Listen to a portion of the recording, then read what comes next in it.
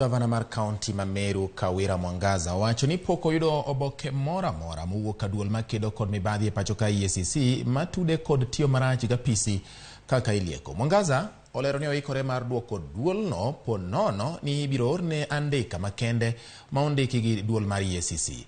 Kamachielo oseyo gwandruok mare gi jood bura mag kaunti no ka wacho ni oikore timo winjruok kodgi to mana e yor andika kaka chik dwaro. Gwandruok e kind gavana no gi od bura mar kaunti ma Meru ne owuok e wi poko mar omenda mag wards maromo $1,000,000 ward ka ward e kaunti no. Mwangaza seyo od bura no kuom chwalo nyinge ne duol makedo kod mibadhi EACC kuom chodho MCAs go oko e group mar WhatsApp ma ok girango ketho mare ma otenore kod weche mag mibadhi. EACC,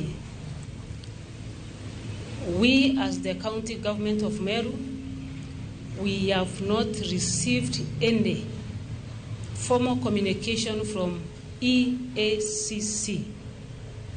We just saw the news on media yesterday night. We have not been served with any copy, and we are very surprised, but still waiting for them to serve us. And immediately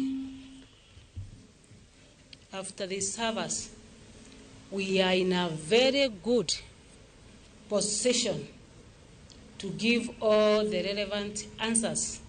That is our position as government.